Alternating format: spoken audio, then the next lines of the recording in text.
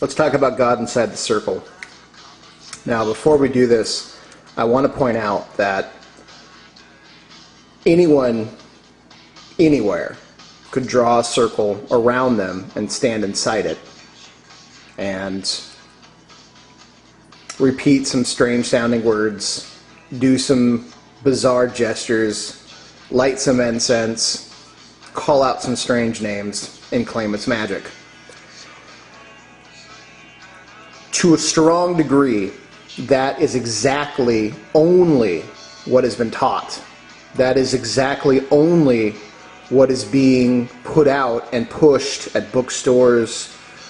Most people within the occult would never assume that the science of magic is only a fraction of what is the true religion behind ceremonial magic in particular, but magic as a whole. I think the best way is just to show you. This is a circle.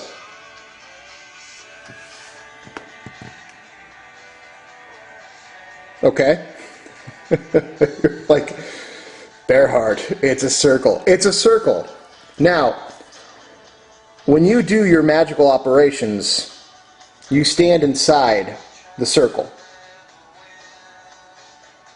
Okay? This is you, and this is your barrier.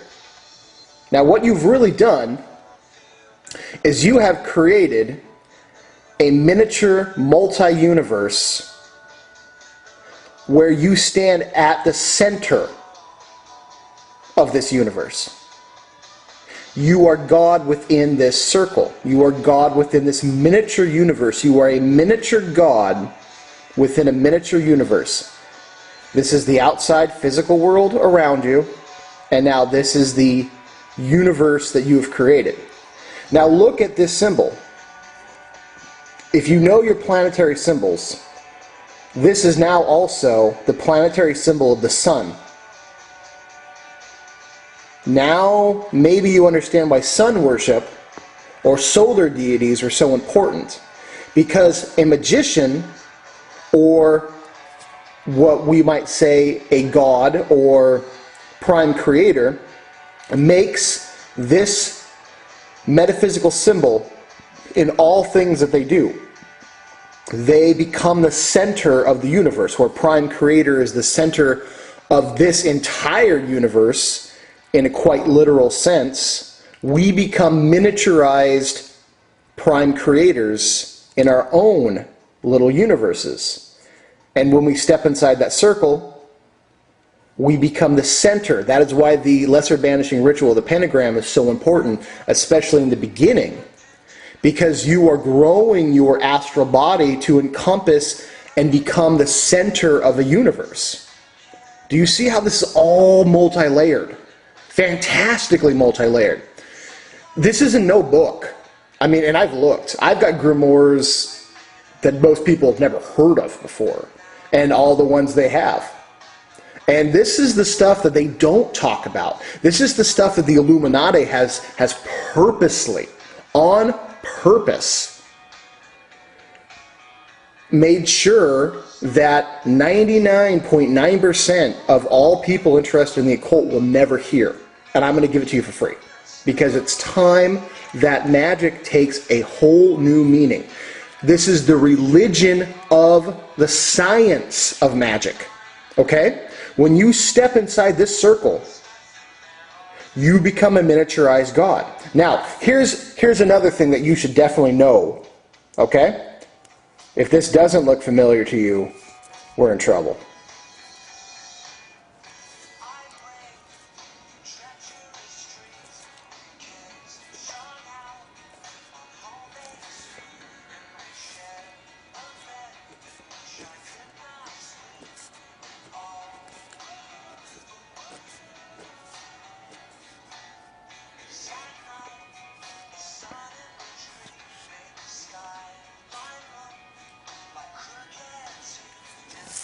I'm not going to make all the connections, but this should suffice. All right, this is the tree of life, okay?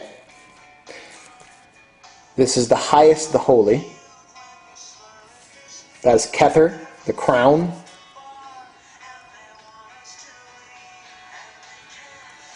That is Malkuth, the kingdom. All right. Do a little spear for Mars. All right. We'll do a scepter for Jupiter over here. All right. Now this is up here. When you draw the circle, okay, actually, here's interesting. This right here is the center, right there, of the tree of life. I could draw a lot of things. Oh, here, I'll just show you guys this one.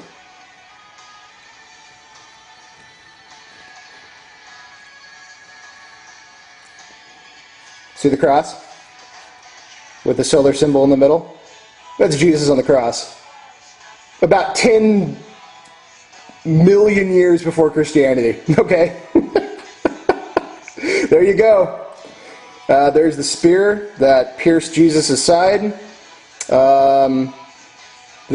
Jupiter is also seen as a half cup. Also, the cup that caught his blood. I could do about a 7-hour video on that alone. I'm not going to, but just to show you. Okay. We are dealing with, as we draw the circle, we are dealing with this right here. We're dealing with this high pyramid. Kether, Chokmah, and Binah. Okay? You're starting here. Okay? As you stand inside the circle, you are channeling all the possibilities of Kether, or Uranus. That is the planetary sphere of Uranus, which is Kether. Right here and right there. You are channeling all the possibilities into possibilities now with the potential to be manifested. So you stand, let me draw it here. This is that unactual all possibilities of God form, the highest, the highest. You become now the channel as you go into Chokmah, as you actualize that you are a miniature God. You become a channel for all that energy. Okay? What's interesting here is that Chokmah's symbol is a double-handed wand. A double-headed wand. Interesting. Ooh. Okay, now, because you are that outpouring of energy, you need something that's going to contain it and give it structure. Structure. So, you unite. You go into what is Saturn, which is Binah. Okay? Chokmah is, I'm more comfortable with the zodiac. Other people are more comfortable with Neptune. I'm okay with either one. Alright? The symbol for Saturn is a cup, a chalice, to hold energy. Do you begin to see? Interesting. Now, not only are you operating as a channel for all possibility, and now your circle is containing all possibility, you are also now splitting yourself into a duality of divine masculine, divine feminine. Do you see how powerful this is? And you are now completing a circuit. A circle is really two triangles, has the same radius. That's why this symbol is such a powerful occultic symbol. Has nothing to do with the Rothschilds, although they stole it. Has nothing to do with the Star of David, although they stole it. This existed long before any of those guys. And this becomes the Makerba as a vehicle to transmit yourself to see the face of God. Right here. They're both the same thing.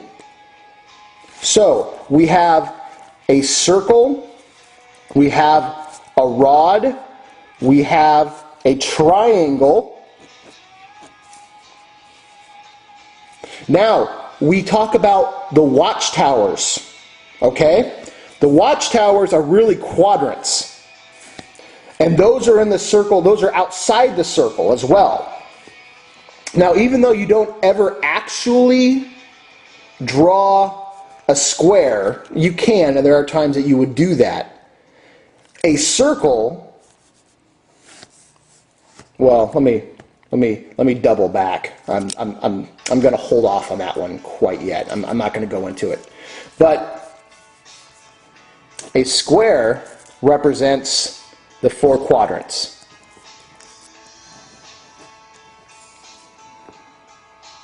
These are sometimes called the watchtowers. What you are doing when you are casting a circle, or you are becoming the sum total of 1, 2, 3, and 4. That's 10. 1, 2, 3, 4, 5, 6, 7, 8, 9, 10. There are 10 Sephirah. You are becoming all these things. And you're right here. You are becoming a physical, living manifestation of the tree of life. You are becoming that inside the circle, and you are holding that energy as you create your miniature universe. Because you are that, because you are now the sun of your miniature universe, as you are the center of it. You are the force, the form, the structure, the great, the I am, and the decider and destroyer of your miniature universe. You have become God inside the circle.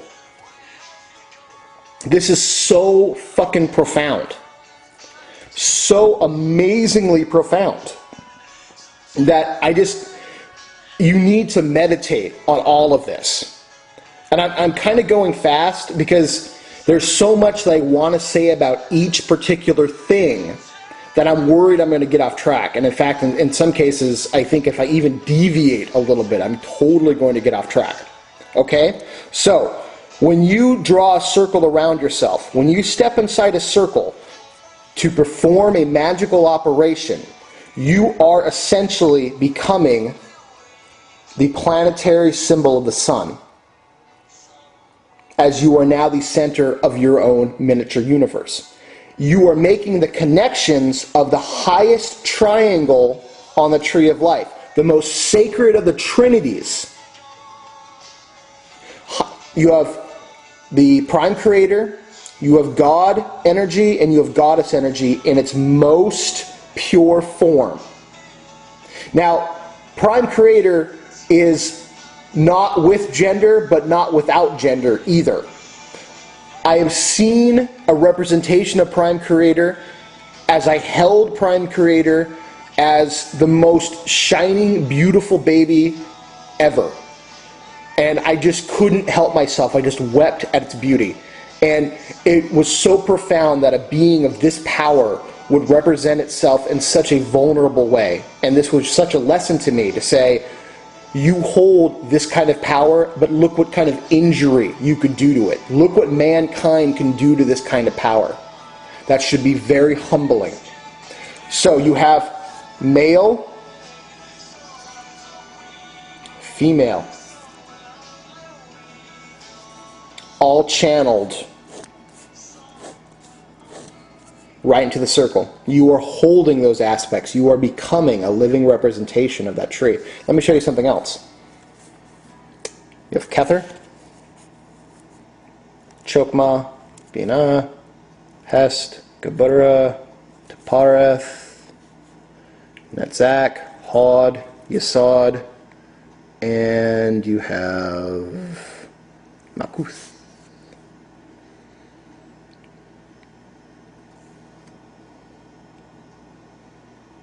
That wasn't the best drawing of it ever. But I want to show you.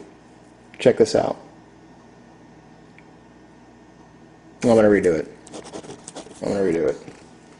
I got to get this lined up better.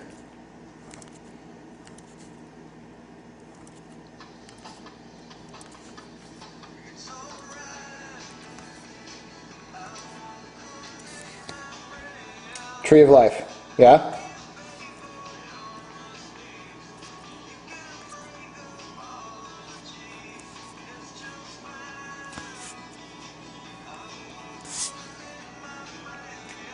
There's Venus, the mother of the universe within our Tree of Life. Watch this.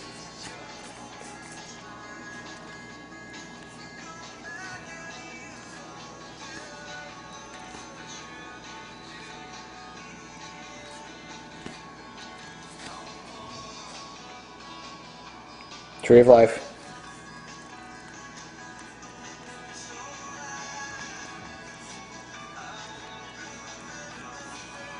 There's Mars. Masculinity runs through all the universe. Femininity runs throughout all the universe. It's the same tree, slightly different emphasis. Slightly different. Goddess, God. Any religion, Christianity, that would seem and sometimes very openly suggest that God is only masculine is out of balance, out of whack, and hell-bent to becoming schizophrenic. When in fact their entire religion, their entire religious base happens right here.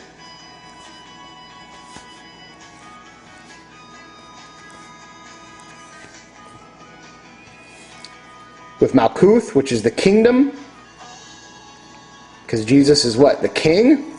King of earth. And then you have heaven. King of heaven. Oh, I'm not going to get into it. Because, wow, I'm going to go off on a major tangent. But that is the crucifix right there. That is the crucifixion. I don't know how much older, by leaps and leaps and bounds older, is this tradition than Christianity. There was no mention of Jesus then, okay? This is the science of magic, okay? This is the religion of magic. The religion means imitation of your God upon the earth. Imitation of your God upon the earth. You are imitating all that is this inside your own little personal circle. And there are millions and millions and millions of other people with their own spheres of influence, because that's what this is a sphere of influence, operating as God or goddess, as queen or king of their circle. Now here's the interesting thing. As you develop your sense of what you're doing, like I said, anyone can draw a circle, but it is the awareness of what's happening while you are inside that circle that makes this so powerful. If you are male, there is a counterpart feminine that exists, that is real, that is you, but it is an astral feminine quality that will at some point manifest herself to you. If you are female, it will be a masculine energy. That is your direct reflection. Because all things are polaric in nature. Just because you stand in the circle doesn't mean that there is not a reflection of you somewhere else. That is not an opposite, but is a gender polarity of you. Okay? Because you have both these high energies flowing down inside you, okay, to you, channeling you. All right? The world around you, well, okay, we'll get into it. The world around you is the square, okay? That is that checkerboard thing that we talk about sometimes. That's black and white, I don't know. It's going to be, whatever. It's black and white. This is the grand chessboard, the game board that you stand on, okay? That you are opening the sphere on. The eternal watchers, sometimes called the guardians, or Wicca likes to call them the guardians of air, fire, earth, and water. It's correct and it's not correct. But this is the reflection of that. So you have the circle, the rod, the triangle, and the square. All that is present in magic in all forms. The rod is the outpouring energy. The triangle is the collecting energy. And the square is the building structure energy. The circle is the all potential catalyst, enclosure, egg type ideal of exploding open, sending things out to be collected and then formed into a structure. Okay?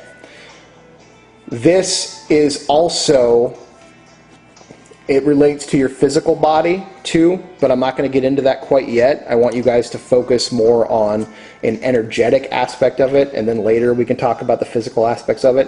When you call upon the watchtowers, you are calling upon lords of the physical world. Lords that are closest to the physical realm, but are still part of the astral world, that can hold and protect and watch over better the things that would be most likely to bother you in ritual. Now, you've always done your lesser banishing ritual, the pentagram. That will hold things at bay. And in fact, that's how you open a space for you to now begin to channel Prime Creator down, and then Prime Creator, as Prime Creator gets brought down a level, Prime Creator splits into ultimate masculinity, ultimate female, and then just filters down all the way. Yes, the whole tree of life filters down into you, and you stand not on Malkuth, but slightly above it in the astral world, because Yesod, we'll just use this one. Yesod, we'll go here.